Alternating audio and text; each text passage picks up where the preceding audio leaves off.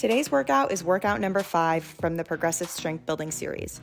Working for 45 seconds and resting for 15. This is our final workout in the series, so it's going to be challenging, building on the movements we've done in workouts 1 through 4. You'll still need a set of dumbbells, light to moderate for upper body, moderate to heavy for lower body, and an optional step. Let's get started. Hey mamas, welcome to today's workout number 5 of our postpartum progressive strength series. We're working full body. I've got 25 pounds each for my lower body, 15 each for my upper body. Use what you want, but you'll want a little bit of variation there for upper and lower body. Plus your step, books, staircase, whatever you got, we're gonna use that later on. Grab your weights, the heavier kind, and we're gonna work a kneeling squat to lunge. So we're gonna start with the feet under the hips, take one leg back into a lunge, knee to the ground, heel up in that back foot, then come to a squat. Weights outside the legs, stand up. Other leg goes back, lunge, drop the knee, squat. So we're going full range in that lunge. I want you to push through your front heel to stand up and then squat, butt almost to knees or knee level if you can get it there. So we're really getting the quads here. When we tap that knee to the ground and then push up, you can feel how hard the legs have to work to come back to standing. And then the heavier weight you got, of course, the more challenging it will be, but you can always lose the weight anytime today. Most exercises, especially lower body, can be done with no weight at all. One more, we got this.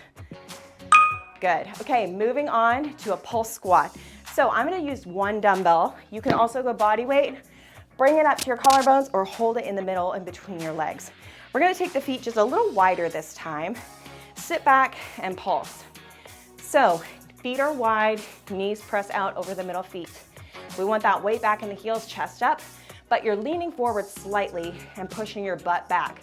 That little hinge position is gonna help us work the hips back deeper into our squat, working more into the legs and glutes. Now we wanna stay low, but if you need to, come a little bit higher in the mid-range for a few reps and then drop it back down. The lower we go, the more we're gonna get into those quads, glutes, hamstrings, back body, you name it. Breathe through it, it's intense. One of the harder ones we're gonna do today, especially if you've got that weight in your hand. Last 3, 2, 1. Good work. All right, keep one dumbbell or grab the other dumbbell, put them together, or if you've got a kettlebell, you can use that.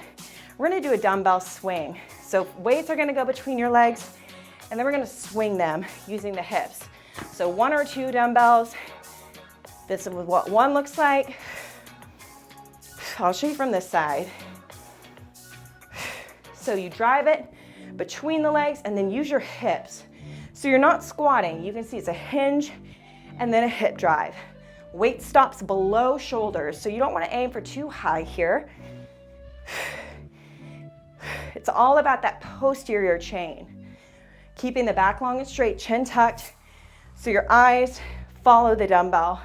You're not moving your neck around. It's a little bit faster paced. Strength, but also gonna get that heart rate up. Couple more.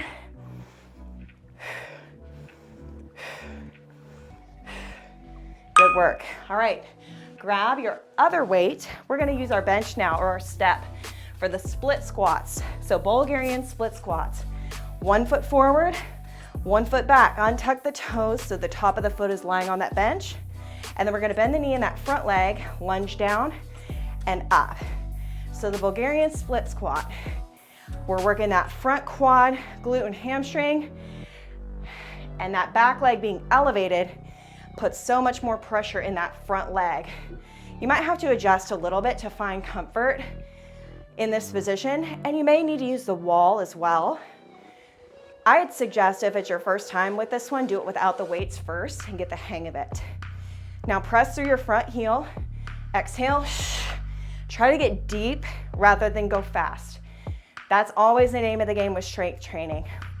We want to slow down, really feel that muscle contraction.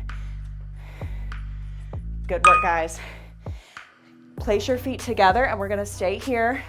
Place the other foot back and repeat on the other side. Whew, my voice is getting shaky. You know it's getting tough. All right, find stability and let's go. So driving that front knee over the toes. You're gonna drive it past the toes, and that's contrary to what we usually do. But as long as you're keeping the weight balanced between the toe ball and heel of the foot, that's fine. You just want to make sure you're not just gripping through the front toes.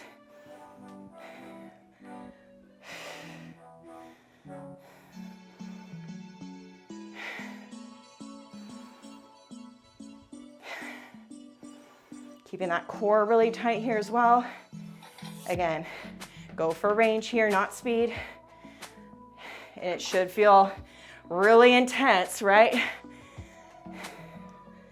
Nice. Okay, now what we're gonna do is an elevated glute bridge. So you can use one dumbbell or body weight. Come down and place your heels on the step or the bench. Butt close to the heels, about 90 degrees. Weight on your legs if you've got it, and then drive the hips up. So you want that weight just below the hip flexors for comfort. Drive through the heels. And then try to get your hips as high as you can without arching your back. So coming here, not here. We want to keep that work in the glutes, in the back of the legs. Even though we're lying on our back, heart rate's going to drop a bit, but we're pushing that intensity, especially with the elevation. You're going to feel that more in the hamstrings. So drive down through those heels really hard as you push.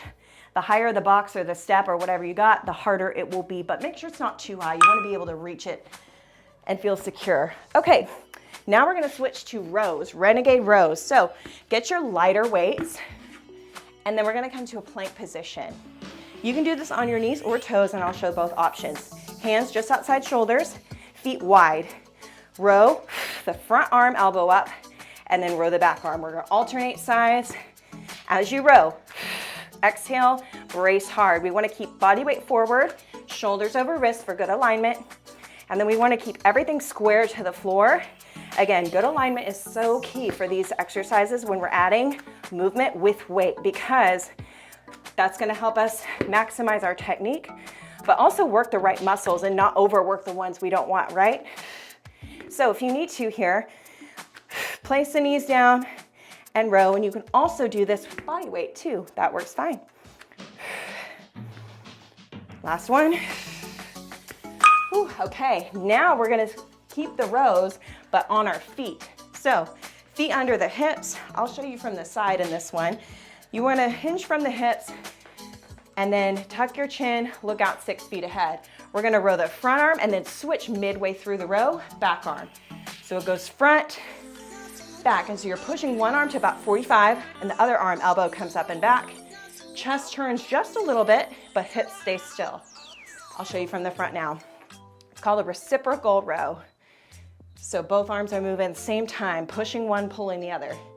Staying with that nice hinge position, stable through the low body.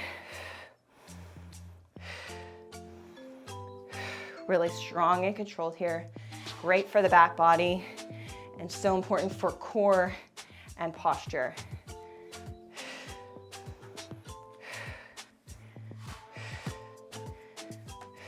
Good work. All right, we're gonna come to the floor now, chest flies. So we're gonna take our lighter weights or heavier, depending on what you like for chest. You might be able to go heavy again. So we come to our back, plates face in, dumbbells face in, palms toward each other, and we're gonna open the arms toward the floor, elbows just lightly kiss the floor, and then bring it back up. So we open, just a little micro bend in those elbows, bring it back up, squeeze through the armpits. So when we come up, we want to squeeze the armpits toward the midline, the middle of the body. As we open the arms, we want them to be in line, not with shoulders, but a little lower, middle of the chest, that heart rate line, because that's where the pectoral muscle connection is. So we want to keep more of that work in the chest here. So open, exhale, big squeeze at the top. Chest flies are so great because they really isolate the pecs more than, say, a press or a push-up. But don't worry, we're gonna do some push-ups in just a minute. All right, carefully place the weights down, roll over to the side, and then we're gonna come to a push-up, but not just a push-up because we've already done that. We're gonna do a double pulse push-up. So make sure you have plenty of space here, and we're gonna take the arms wide, just outside shoulders, and we're gonna do 2 pulses at the bottom, and then push up to the top. So 2 pulses, and then push up. You can also place the knees down. Exhale on that push. We want to bring the chest to elbow level here, core really tight. Exhale again to engage the core. Keep everything really controlled. Most important thing is range, it's not the pulse. So if the pulse is too much for you today, just take it out and go back to the single push-up or modify any way you need to today. One more, let's do it. Nice, okay. Back to the lighter weights. And when I say lighter, they might not actually be that light, especially in this next one. We're doing 21s. 7 full range, 7 mid-range, 7 bottom range curls. So we go full range from the legs to the shoulders. So 7 of each. These are called 21s.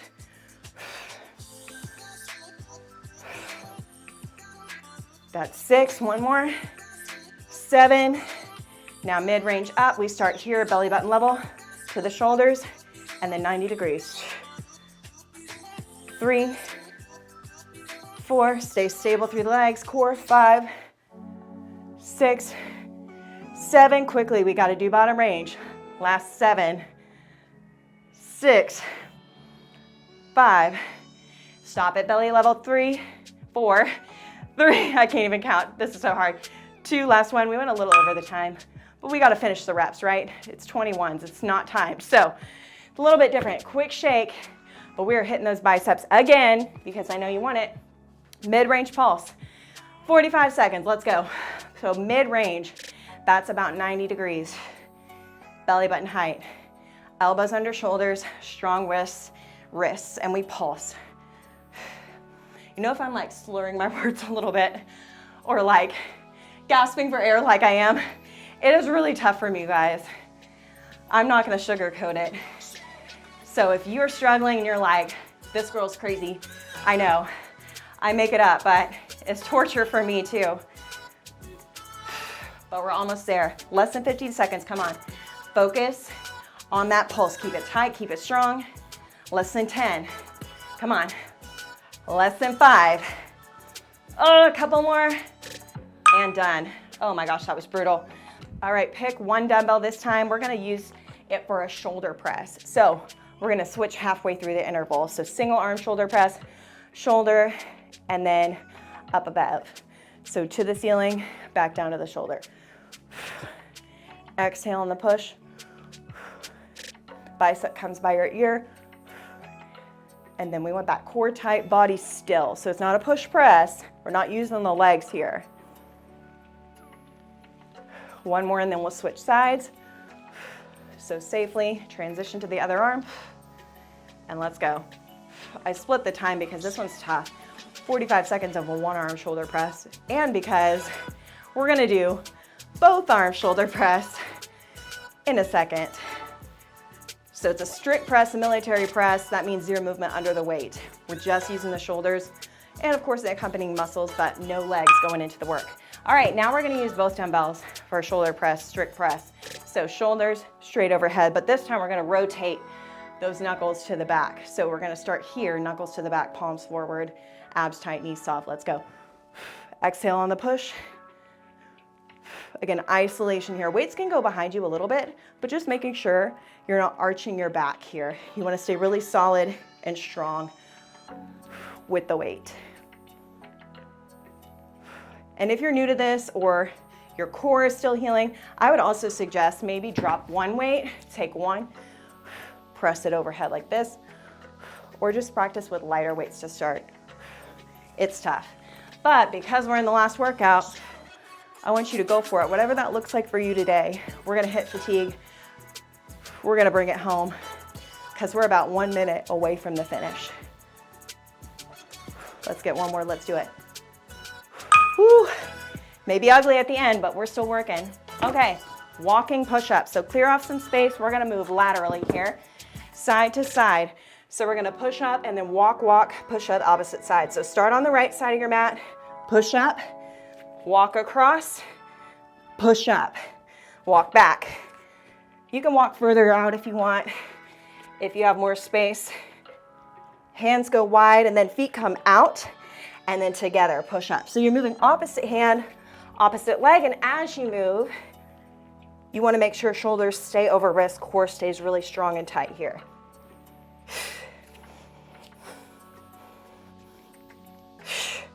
Exhale on that push-up, stay tight.